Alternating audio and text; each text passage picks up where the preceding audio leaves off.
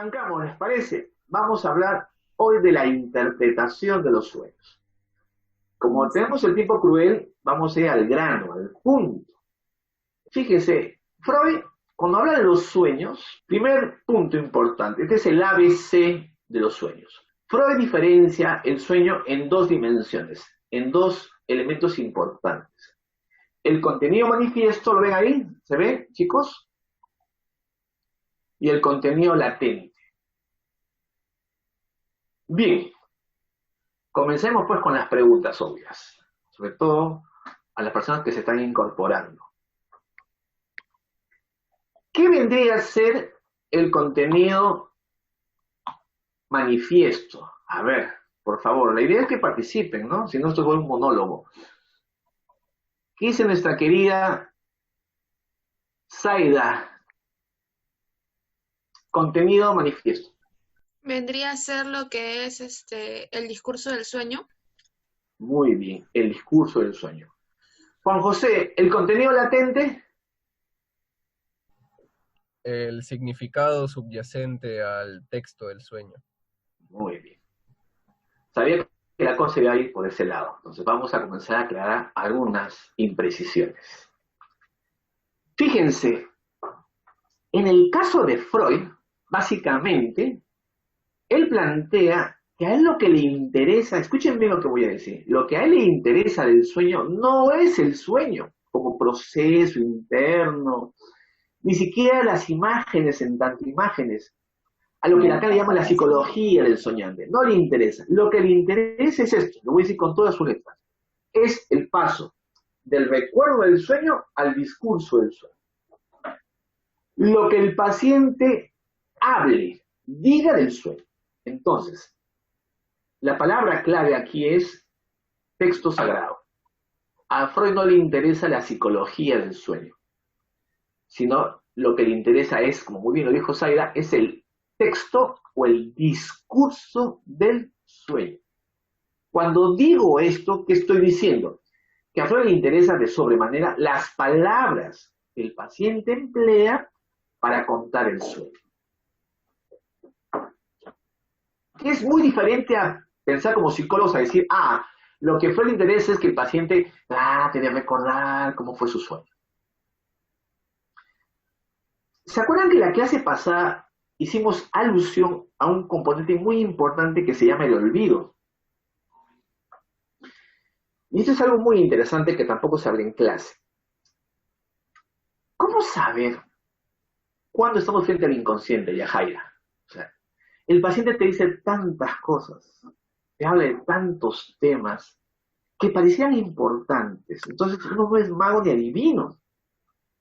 Freud, con la genialidad que tenía, también igual tenía un dolor de cabeza respecto a eso. Entonces, ¿dónde poner el énfasis? ¿Dónde poner el marco de la importancia? Opciones. A ver, esta todavía no tiene examen. ¿Es porque el paciente dice, esto que te cuento, Yajaira, es importante? No. No. El discurso del yo, cuidado. ¿Es porque el paciente llora, expresa sentimientos, emociones, o sea, se ve conmovido por lo que cuenta? Tampoco. Entonces ustedes me preguntarán, profesor, entonces, ¿dónde diablos? ¿A dónde hay que apuntar el contenido latente? ¿O en dónde me voy? ¿Cuál es la dirección de la cura, como diría Lacan? Muy bien, se los voy a decir. El olvido, la duda y la negación.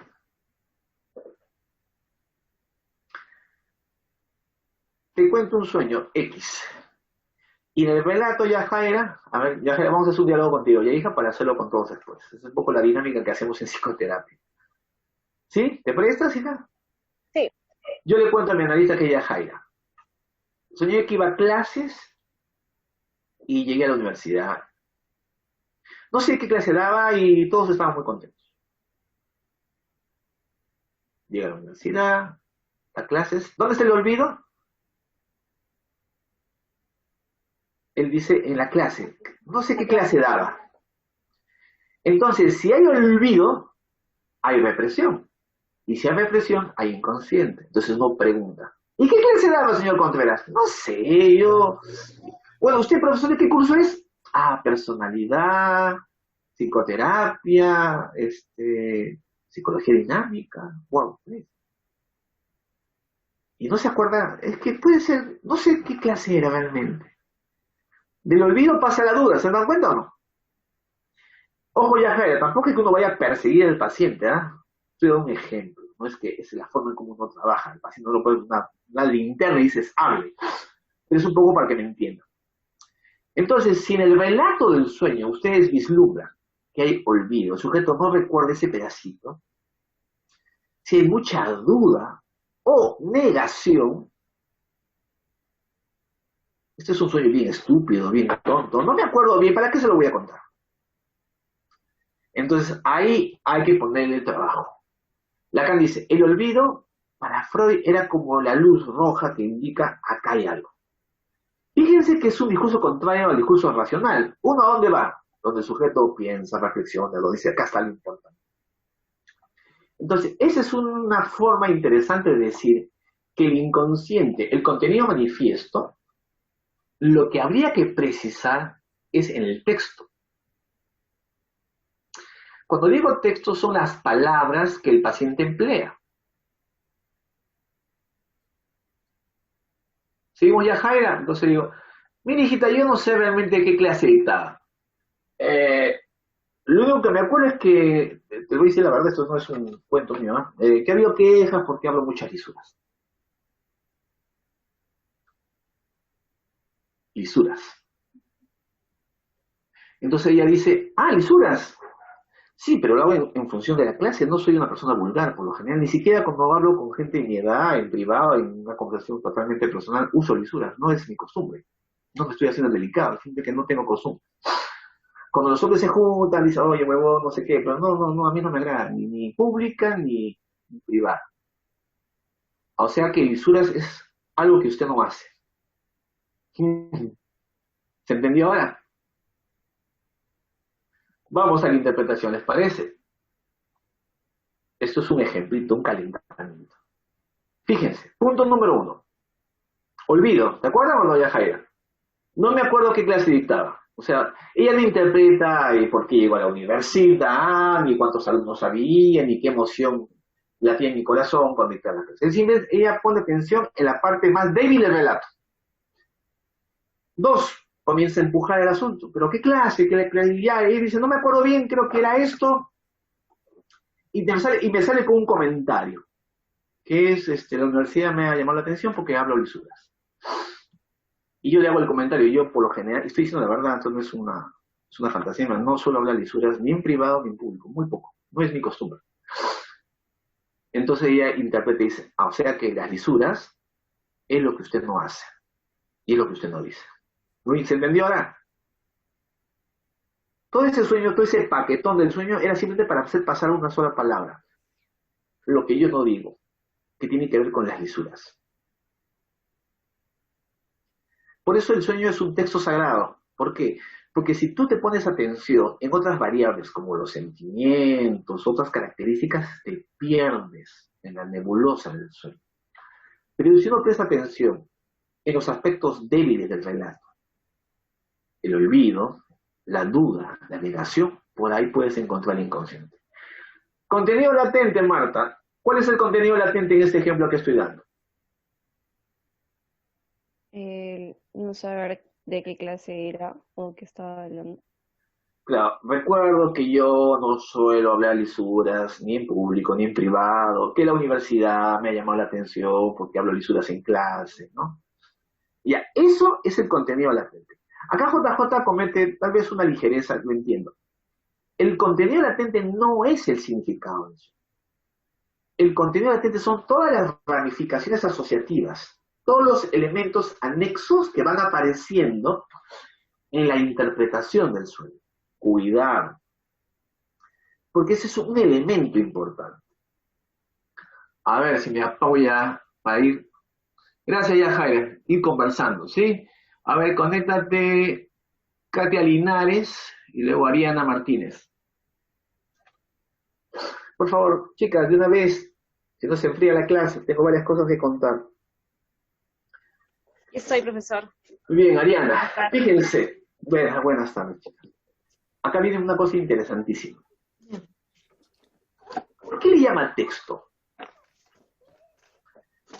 El texto sagrado es una palabra que se emplea en la lectura bíblica, en la lectura del Talmud, de los textos bíblicos, de los textos sagrados o los textos religiosos. Que en rigor uno no puede cambiar la palabra que se utiliza. ¿Cuándo cambiamos, Ariana, una palabra por otra? Ariana me dice, profesor, estoy deprimida, estoy media colgada, estoy así, muchas ganas de la vida. Entonces yo le digo, lo que tú me quieres decir es que estás depre. No, yo lo que le he dicho es que estoy colgada. Es lo mismo, no es lo mismo. Cambiamos las palabras en su propia comprensión de las cosas. Y es justamente lo que no se debe hacer. Yo soy fiel a la letra. Sí, yo sé que en el algo popular todo el mundo va a decir, profe, ¿estás colgado o estás deprimido? Pero Ariana pudo elegir otra palabra. Estoy bajoneada, ¿no? Pero dijo, estoy colgada. ¿Seguimos, Ariana? ¿Me sigues en el ejemplo? Entonces yo insisto, colgada. Ok. ¿Y de qué te cuelgas? Le digo. ¿Cómo de qué me cuelgo? No sé, puede ser algo, ¿no? Me dice, a propósito de que hablando de colgar, paciente me cuenta esto, Ariana, me dice, he visto algo que me da mucha vergüenza, no sé cómo contarle. Veo esos documentales, ahora que tengo tanto tiempo libre, y vi el caso de los ahorcamientos, de gente que los cuelga. Y cuentan el caso de un hombre en Estados Unidos que lo ahorcan, lo cuelgan, y en el momento en que lo cuelgan tiene una erección. Y me dio tanta risa. Colgado, erecto. Ariana, ¿qué hubiera pasado si yo cambiaba la palabra? Estás depre, estás bajoneada, estás sin ganas de la vida. ¿Qué crees que hubiera pasado, Ariana? ¿Aló, aló? ¿Escuchas, hija? Puede cambiar el significado que... ¿Me Claro, escucha, profesor? sí, perfectamente. Cambia Y el no hubiera significado llegado. y vuelve turbo al sueño. Y no hubiera llegado a ese punto donde tú recuerdas que el colgado tiene que ver a los sujetos que lo ahorcan y ese sujeto que tuvo una erección. Entonces, para todos, tú cambias una palabra del texto y cambias el sentido del sueño. Y lo más problemático es que el término que tú vas a ponerle en reemplazo de lo que el paciente dice es más tu deseo que el deseo del paciente. Eso queda claro. Cualquier analista elemental sabe. Por eso Freud usa esta metáfora. El discurso del sueño es un texto sagrado. Y eso decir que las palabras que el paciente utiliza no pueden ser cambiadas. Para tu propia comprensión, correcto. Más aún si las palabras que el paciente lo dice sin pensar. ¿Se entendió el contenido manifiesto? Entonces, aquí va a dar una precisión que me encanta hacer, que a ustedes seguro les va a ayudar. Siempre los conceptos ayudan, chicos. Julia Kristeva le dice, entonces, el contenido manifiesto, ¿qué vendría a ser? La literalidad. Como buena francesa, tiene pues sus palabritas. Pero, mire, lo uso no solamente por un tema intelectual, para que suene bonito, ni suene elegante, ni suene así de gente inteligente que habla con esos términos. No es un tema de soberbia académica, ni para decir que uno habla con un lenguaje particular. Escuchen, por favor, y si acá hay 18 personas que me están escuchando, no creo que 18 personas se han matriculado para escuchar necedades. Literalidad, Katia Linares, viene de literal, ¿no? Entonces, ¿qué cosa es el contenido manifiesto? Es la literalidad del sueño. Y hay que tomar las palabras en su sentido literal, al pie de la letra. No quiso decir que lo entendamos de forma concreta. Lo que quiso decir es que hagamos un respeto por el significante que el paciente usa. Y sobre todo, aquel significante que aparece en el sueño en los fenómenos de fisura. Yo llamo fisura a esto: el olvido, la duda, la negación, lo que se encuentra débil en un discurso. Hace poco, me necesito acabo, por eso demoré un poquito en conectarme, atendí a una persona X y me hace la reflexión del amor, de por qué las parejas son infieles y se la pasa haciendo elucubraciones. Dígame, ¿hay una fisura en el discurso ahí? Ninguna. El sujeto simplemente está hablando, hablando, hablando. Yo tengo que escuchar. Tengo que intervenir, Katia. Entonces un momento le digo, mire, tengo una conferencia de poco, le digo, porque sé que está enterada de las cosas que hago por transferencia. Y la apuro un poquito. Lo que usted me cuenta sería interesante para una conversación. Tal vez sea importante que me cuente otras cosas. Ya vamos a acabar. Como es una buena obsesiva, se sabe que el tiempo se agota y dice, bueno, lo que quería contarle es esto. O sea, lo deja al final, final. Ya para acabar la sesión. ¿Se entiende?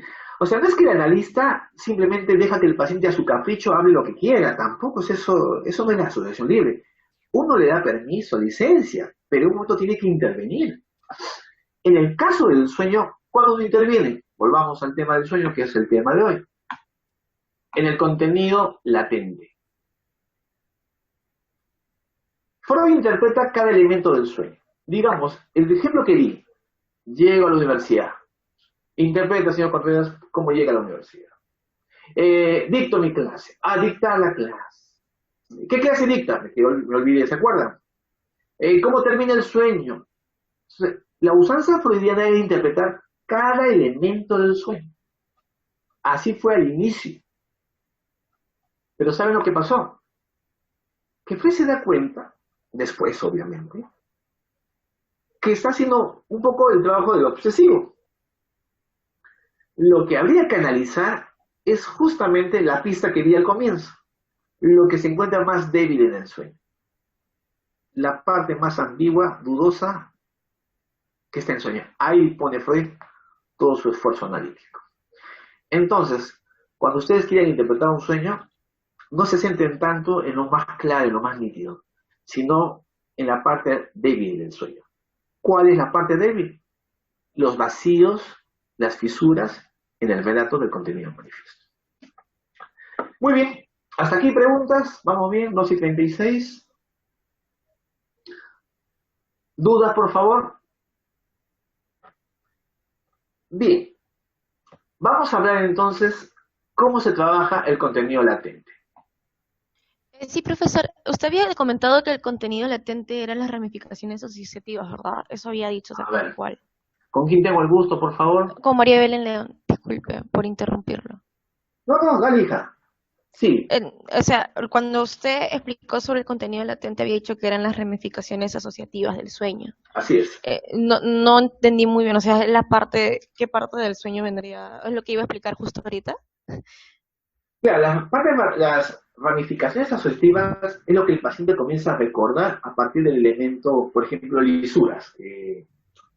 Ariana señala. Ya. Lisuras. Hablo de lisuras. Entonces dice, ¿y lisuras? Dice, me acuerdo que la universidad me mandó un memorando llamándome la atención. 1. Me acuerdo también que yo no suelo hablar lisuras en mi vida privada. 2. Me acuerdo que mi madre tampoco habla lisuras en la casa. Es una mujer que a mí me llama la atención, esta generación que habla muchas lisuras. 3. Ya, eso es ramificación asociativa. Ya. Ahora hay un detallito, María Belén. ¿Ya? A ver, conéctate por ahí, Nicole Ochoa. Los que tienen experiencia analítica puedan decir esto. Nicole, una pregunta. Cuando hay contenido latente, aparecen cosas que uno quisiera no contar o no hablar. Esto me da vergüenza. ¿Cómo le voy a contar esto? ¿Qué va a pensar de mí? Soy un cochino, un pervertido, un loco, un ratero, lo que fuere. Entonces, aquí entra la regla de asociación libre. Mucha gente me pregunta, incluso hay gente que también los voy a decepcionar, se han inscrito pensando que van a tener un manual para interpretar sus sueños. El sueño escuchen bien, y tengo que ser honesto con ustedes, pues al menos esa es la idea. Poco o nada te puede servir para un autoanálisis. Sí, es la verdad. O sea, Freud lo hizo con sus limitaciones, él era el creador del psicoanálisis, y hay gente que se empeñó como Karen Horn, y por ahí gente que proponía. Pero casi siempre el autoanálisis es un fracaso. ¿Por qué razón? Por dos razones. Primero, porque la interpretación de los sueños se hace en un contexto terapéutico. ¿Qué quiero decir con esto? Que el paciente le habla a otra persona, le cuenta a otra persona. Y eso es muy diferente a que uno se lo cuente a sí mismo. Si se decía de Freud que no estaba analizado, el argumento era que sí, en cierta medida. ¿Por qué? Porque él escribía Fliess. ¿Se acuerdan de Wilhelm Fliess? Bueno, para los que no saben, Wilhelm Fliess era un amigo, un médico alemán, con quien Freud tuvo una relación epistolar por 14 años, cuando Freud todavía era un desconocido. Y a Fliess le contaba todas sus verdades, sus pacientes, sus angustias, sus problemas. Y hay un vínculo muy afectivo con Fliess. Fliess guardó esas cartas y luego las publicó. Freud quería quemarlas, ¿ah? ¿Por qué? Porque revelaba un lado de Freud que no estábamos enterados. Es muy diferente, escuchen bien, cuando uno se habla a sí mismo que cuando uno habla a otra persona. La terapia analítica es hablar, hablar a otra persona. No es tanto el tema de la objetividad, uno no puede ser juez ni parte, sí, entiendo que mucha gente tiene esa idea, pero la idea central es la siguiente. Yo, para hablarle a otra persona, tengo que darle un carácter transferencial. Yo no le puedo contar mi vida a cualquiera, a ustedes sí. El analista tiene un lugar para que alguien se pueda abrir de tal forma y contar cosas que ni siquiera uno se atrevería a contárselo a sí mismo. El sueño, la interpretación del sueño requiere que el paciente asocie libremente, quiere decir, que hable de lo que no quisiera hablar con nadie, ni consigo mismo. Y en segundo lugar, que en ese hablar, eso va destinado a una persona. Me explico mejor porque sé que por ahí hay caras que dicen, pero no entiendo bien cómo es esto de por qué, si yo me interpreto a mi manera y tengo que ir a un analista. Dos fenómenos muy básicos. Los que estamos en terapia analítica sabemos muy bien esto. Por ejemplo, yo tengo un sueño X, me levanto temprano y digo, esto se lo tengo que contar a mi doctora. Se lo tengo que contar. A veces hay gente que lo anota, pero yo no lo anoto. Voy y se lo cuento. Y la doctora, por lo general, no me dice gran cosa, ¿no? Va a hacer algunas preguntas, algunas precisiones, pero yo tengo la sensación como que ella sabe lo que significa mi sueño. Y yo quiero ayudarla a que entienda mi sueño. Entonces le comienzo a dar más información. Lacan le llama eso el sujeto supuesto saber. ¿Qué quiere decir? El analista, por el solo hecho de escuchar, el paciente le asigna el valor de un saber. No es que sepa, es que por el solo hecho de escuchar silenciosamente por mucho tiempo, uno le supone un saber. Entonces, ¿qué hace? ¿Qué genera eso en el paciente? Trabajo.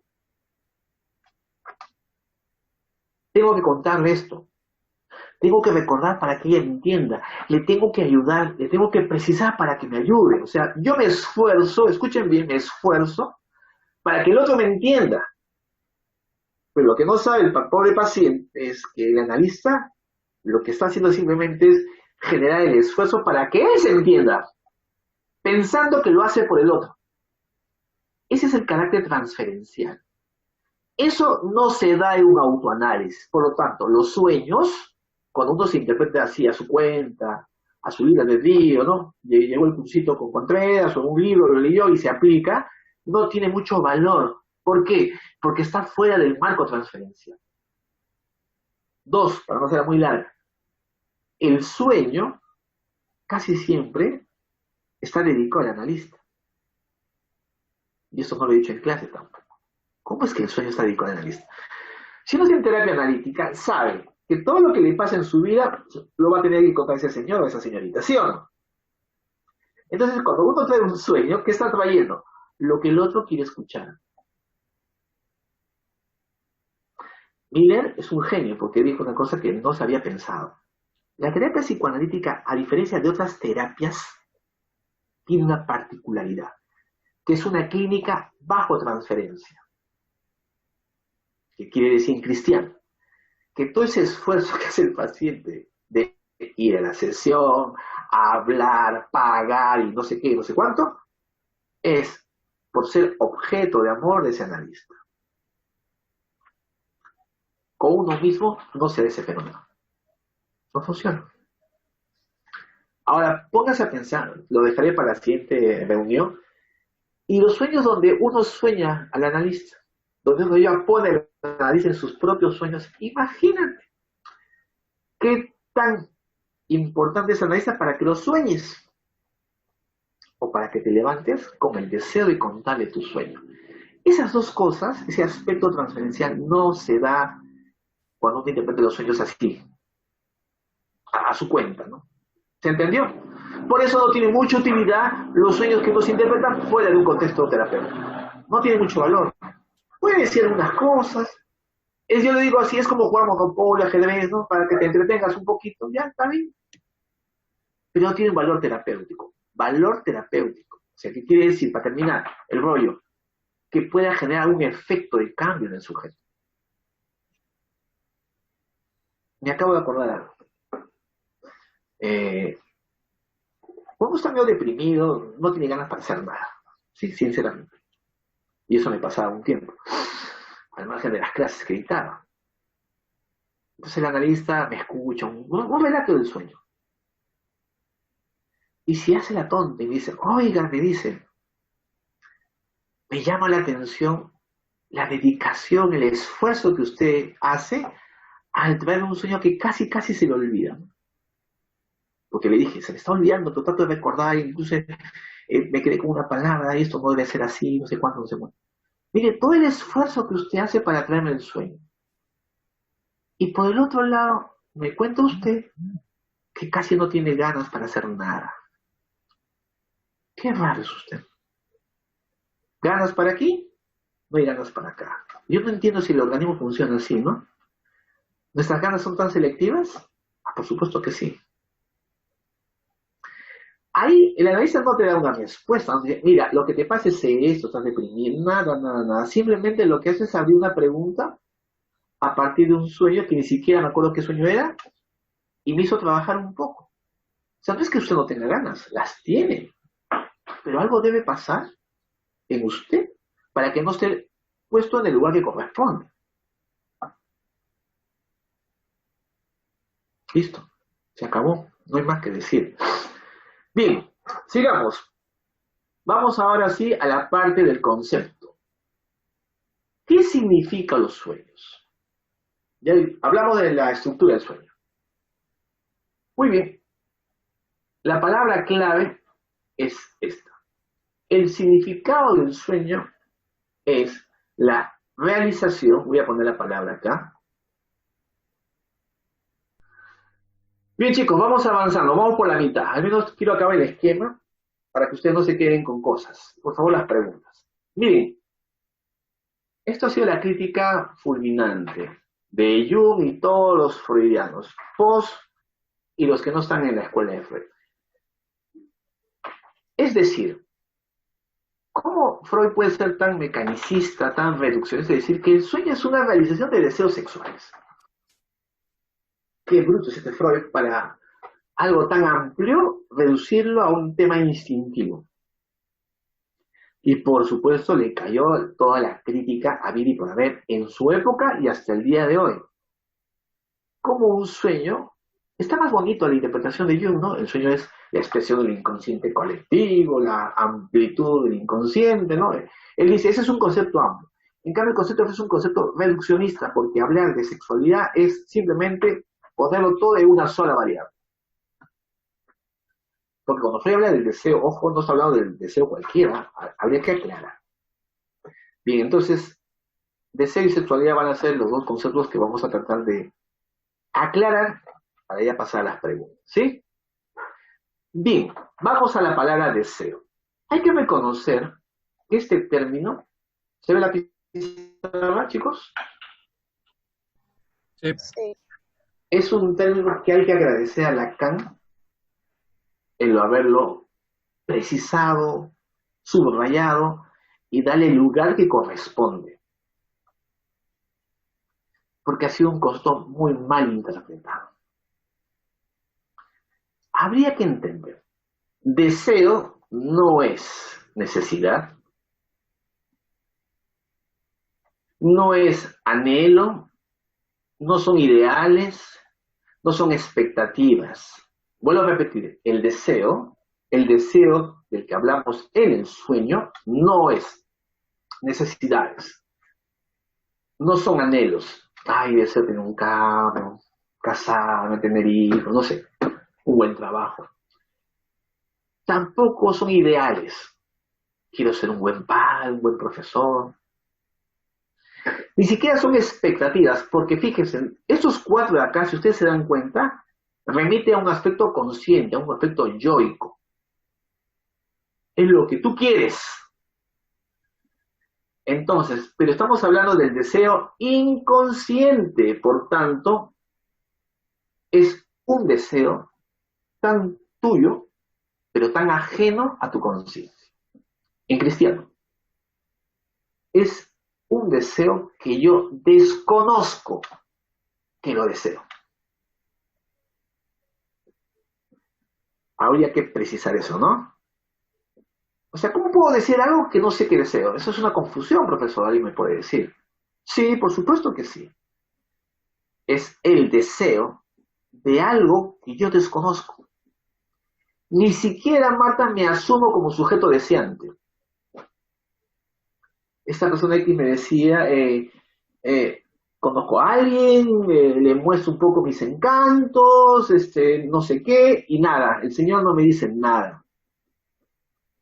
Le doy la indirecta que podemos tener algo, y él se hace loco. La pregunta que yo le hago es, ¿y de quién es el deseo? Él dice, eso es un sujeto raro, es homosexual, algo debe tener ese chico. No es normal que un hombre no quiere estar con una chica como yo. ¿Por qué cuento esto? Porque fíjense cómo el neurótico maneja el tema del deseo. Lo primero que hace con el deseo, lo primerito es no enfocarse en su deseo, sino enfocarse en el deseo, en el supuesto deseo del otro. Digan que no. Eso lo hacemos a veces. ¿Qué quiere el otro? ¿Qué piensa? ¿Qué quiere de mí? ¿Qué hace el analista? ¿Qué quieres tú? ¿Qué deseas tú? ¿Qué quieres tú de él? ¿Qué haces frente a tu deseo? Ah, ya entendieron. O sea, lo reencuadra. Todos los sujetos que ven un análisis se dedican así, son brillantes para analizar a su madre, a su papá, a su hermano, a su pareja. Les encuentran los complejos, los traumas y todo de forma inteligente. Está bien. Y seguro lo debe tener. Pero el deseo es algo propio. En el sueño uno puede soñar a otras personas, ¿sí o no? Pero todas hablan siempre de uno mismo. No hay que perder esa lógica. Entonces, el deseo es algo que yo no asumo. Es algo del cual no soy consciente. Y finalmente es algo que tengo temor, miedo, angustia en reconocerlo. Dos ejemplos, ¿les parece? Fíjense. A ver si me prestan atención. A ver, ¿quién se conecta para hacer el diálogo? A ver, Samantha Montalbán y nuestra amiga, ¿dónde estás? ¿A dónde te fuiste? Xavier Orbegoso. A ver, conéctense, chicas. Hola, Samantha, ¿cómo estás? Hola, profesor. Bien, vamos al ejemplo. Esta es una persona X que se va a dormir así como nosotros con mucha sed, pero floja, me dicen, no. Y se duerme con sed. ¿Ya, Xaviera? Sueña, el sueño está tomando agua. Y como esta chica estudia psicología y lee, dice, miren, usted está mintiendo a sus alumnos. ¿Cómo el sueño no expresa una necesidad? Sí, lo expresa, me dice. Yo me acosté con sed, febrero, imagínate un mes con tanto calor, y sueño tomando agua. Entonces, es inexacto lo que usted dice, ni transferencial, porque me quedo el sueño poco para entrar en pleito conmigo. Yo me acuesto con sed y sueño tomando agua. ¿Dónde no está? Usted dice que el sueño es el deseo y acá lo que se expresa es una necesidad. Tengo sed y tomo agua. ¿Qué les parece? Hasta ahí uno diría que esta chica tiene razón. Pero no hay que retroceder, pues, Xaviera. Entonces le digo, a ver, cuénteme el sueño con más detalle. Me levanto, abro el refrigerador y saco una botellita de agua cielo, me dice. Cuando me contó la primera parte del sueño, la primera vez, ella siempre me dice tomando agua, no me hace precisiones. En la segunda me dice agua cielo. ¿Se entendió ahora? ¿Hubo olvido o no hubo olvido, Samantha? ¿Perdón? No lo escuché bien. ¿Hubo olvido? En el primer relato me lo cuenta así, resumidito. Claro. Omite. Ujú. ¿Qué omite, Xaviera? Omite todo lo que hizo para tomar agua. Omite la marca de la botella. Ella no dice, soñé tomando agua cielo, dice, soñé tomando agua. Claro, yo sé que sabía pensar, profesor, pero seguro que no se acordó, pues. No, los psicópatas no pensamos así. Seguro que lo reprimió, por eso no entro en detalles. Porque hay gente que te cuenta hasta el pelo de la señal. Entonces le pregunto, agua cielo. Oiga, ¿y agua cielo? Sí, pues es una marca. Yo lo compro, yo lo consumo. Voy a tacaña la paciente la más barata, me he puesto un sol. Y no sé qué, y no sé cuánto con el agüita. Dice que no decía que no tomar agua, hay que guardar la botella por debajo. Yo le he hecho mi base y no sé. Me pone a hablar. Ya está bien, hay que escuchar. Y un momento otro me dice, ¿usted conoce a una luna Maricielo? Me dice. Ah, sí, le digo no sé qué, no sé cuándo. Soy mi paciente, que no sé qué, no sé cuándo. ¿Y aquí viene con el nombre de esta chica? Ah, me dice porque mi papá, la del agua, me dice, cuando está así cariñoso, me dice cielo. Ah, sí. Cielo, cielito. Y ella sé, cuando dice el cielo, es que siempre es para pedirme algo. Ay, hijita, anda a la tienda, compra unos cigarritos, o no sé qué. O sea, este no es cariñoso porque sea cariñoso. Es cuando me quiere pedir algo. Fíjense, dos cosas salen ahí, ¿no? Cielo representa a quién. Al cariño Samantha. que le hace papá. Xaviera. A su padre. A su padre. Cielo representa, sí, la forma cariñosa de cómo el padre la llama a ella, pero de quien está hablando es del padre. Luego, contenido latente, Juan José. Ah, mi padre, dice ella, es un hombre que solo es cariñoso cuando te pide algo, porque después es un sujeto seco y distante. Ella sueña tomando agua cielo, se lo está ingiriendo el agua. ¿A quién está incorporando dentro de ella? ¿Cuál es el deseo? Porque la palabra es deseo, ¿no? ¿Cuál es el deseo del padre? Está fácil. A ver, Marta. ¿El deseo del padre o de la chica? El padre, que también es de la chica, por identificación. Eso lo hemos hablado en la primera clase. Del Puede El padre ser. es cariñoso. Solo es cariñoso para pedir algo. Ella no está hablando del padre.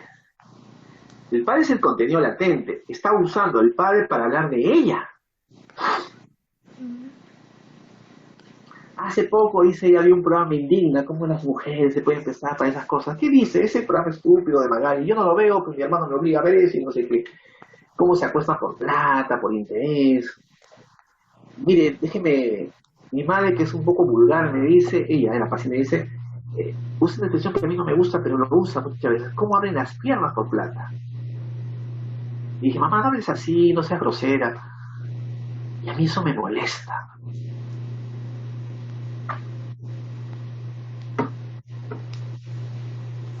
El padre es cariñoso cuando quiere algo, ¿no? ¿Qué tiene que ver con ella? Xaviera, última oportunidad. Mira que no hay nota. Aprovecha el contexto. No estamos en la universidad. ¿Es aquí? Normal. Puede ser que ella quiere ser así. Pero es algo que ella no lo reconoce. Mm, La puta es esa, no yo, perdóname. ¿Cómo que no? mm. ¿Cómo que no? No estamos haciendo un juicio moral de la chica. Lo que quiere entender es que algo de su sexualidad tiene que ver con un intercambio, del cual ella no lo quiere reconocer, pero el sueño lo pone. Ese es el deseo del sueño.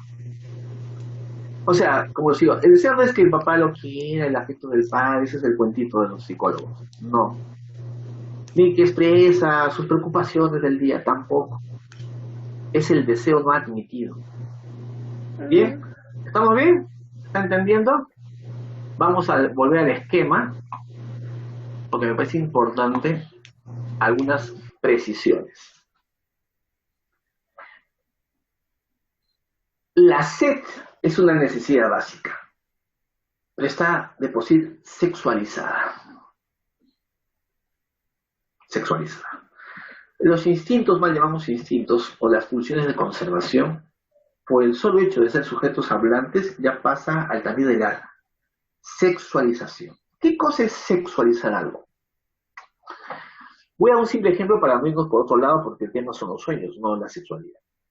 Pero los sueños tienen que ver con la sexualidad. ¿En qué sentido? Fíjense. Cuando un niño, un bebé, lacta el pecho materno, lo hace por una necesidad, alimentación. ¿Estamos de acuerdo o no? Tiempo 1. Succiona el pezón, come porque tiene que vivir. Pero en el acto de comer, escuchen por favor con atención, el niño descubre, sin querer queriendo, descubre una sensación placentera, que es la sensación, ¿no?, de placer en la parte oral. Entonces, acá hay dos tipos de satisfacción.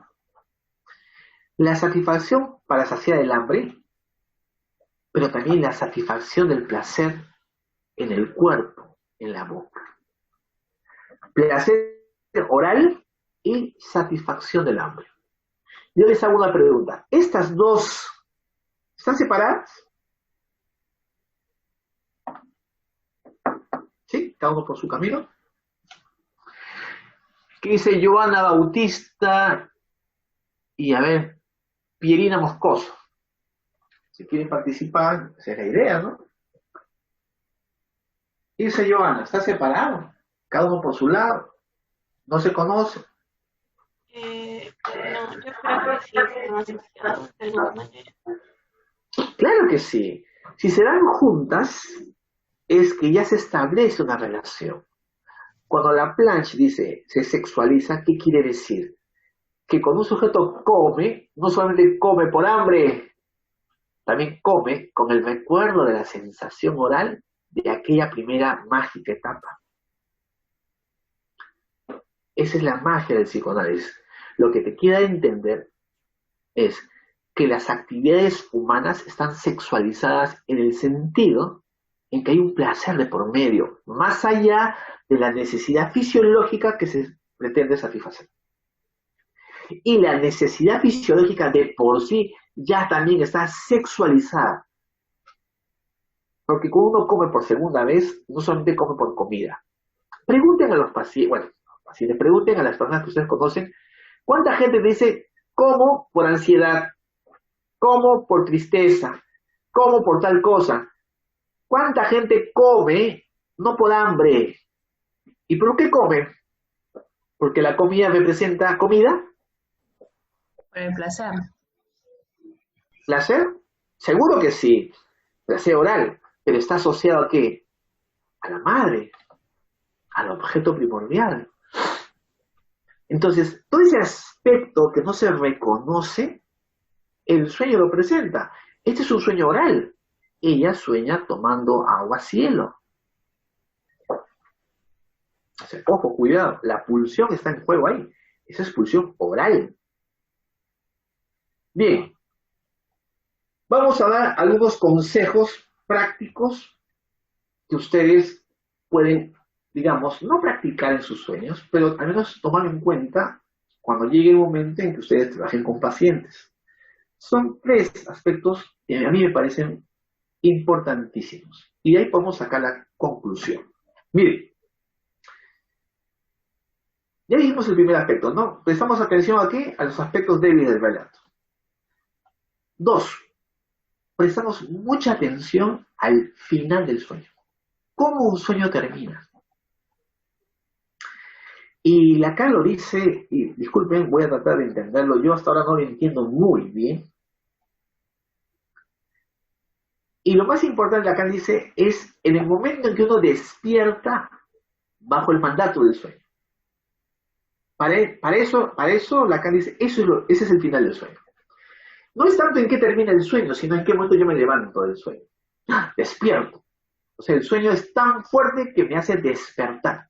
No sé si eso les ha pasado, sobre todo en las pesadillas, ¿no? Entonces Lacan dice, ¿pero por qué no despierta del sueño?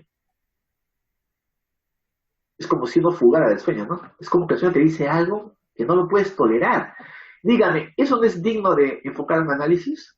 Por supuesto que sí. Entonces, el segundo elemento a prestarle atención en la interpretación de los sueños es el final. Y el elemento del sueño que hace que uno despierte del sueño. Ahí está el secreto del inconsciente. Tercer elemento. No necesariamente hay un punto de angustia, pues uno despierta. Ese punto de angustia puede estar cuando uno despierta del sueño o también es un elemento importante del sueño. No sé por qué en esa parte me angustio mucho. Siento mucho miedo, mucho temor. Y sobre todo, a ver, vamos a hacer una precisión. Sobre todo cuando el sujeto dice, a ver, diferenciamos. Tengo miedo a, es muy diferente a decir angustia. En la angustia el sujeto no sabe a qué le tiene miedo. Tiene una sensación espantosa. La angustia es un elemento fundamental del inconsciente real. Me explico. La angustia vendría a ser ese elemento que no ha podido ser simbolizado. Freud llamaba el ombligo del sueño. Esa parte insondable que aterra a cualquier sujeto. Y ahí tiene que ir el análisis. Hacerlo hablar un poco de eso. Que diga algo por el estilo.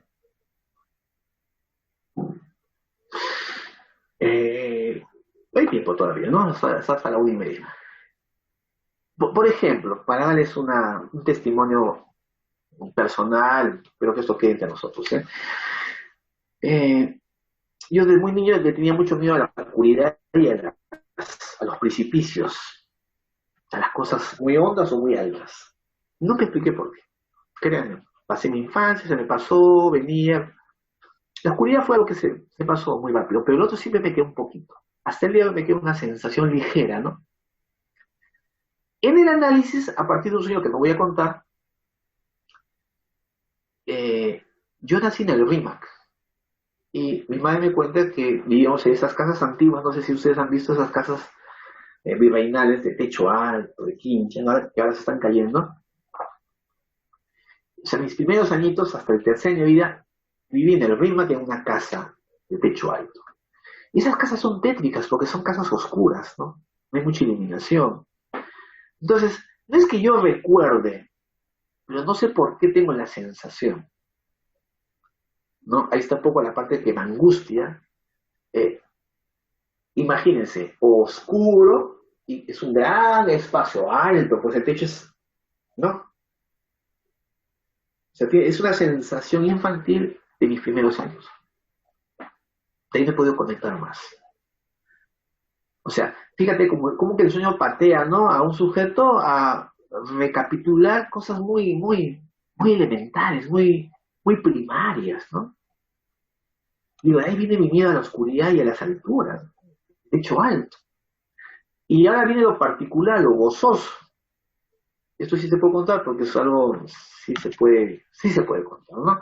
Yo era un muchacho medio raro, pues, porque me jalaban en el colegio y entonces mi mamá contrató a un profesor, el profesor vivía en el Rímac, el colegio estaba en el Rímac, para que nos dé clases particulares de matemáticas. Nunca fui bueno en matemáticas, yo y algunos. En secreto, porque el colegio no se podía enterar que el profesor daba clases, porque estaba prohibido. Bien. Mi madre me cuenta primaria, imagínense, que pues las clases eran de 8 a 12 y acababa a mediodía, y yo contentísimo. ¿Contento de qué? Porque el centro de Lima estaba a un rinconcito, para que mi mamá me llevara a pasear al centro de Lima. Sí, mi mamá se podía decir, qué chico para más raro tengo, ¿no? Estos quieren jugar pelota, comer pollo broster, este quiere pasear por las casas antiguas. ¿Y cuál es el vacilón mío? Hasta el día de hoy me acuerdo, era ver las casas, esas virreinales antiguas, de balcones. Entonces, a ella le llamaba la atención que tuviera tanto interés en algo que no es propio de un niño de 7, 8 años. Entonces, el título de esta conferencia se titula, ¿no? Entre el deseo y la angustia. ¿Sí? ¿Se acuerdan o no? Por un lado, ¿cómo es posible? Y ese es el gran misterio, de cómo el deseo, este deseo tan fuerte, tan visceral, tan pulsional, esté vinculado a ese matiz, a ese lado angustioso también. Y eso es lo interesante del sueño, que de alguna manera la dirección que empuja en la interpretación es como decir, para decirlo en palabras sencillas, poner un pie en el lado del deseo, pero paradójicamente poner el otro pie en el lado de la angustia, de lo que más angustia. Y no son incompatibles. ¿Cómo por un lado puedo tener tanto temor a la altura, a la oscuridad, en las casas viejas, y por otro lado puedo tener tanta atracción, tanto interés por lo antiguo? Lo dejo ahí.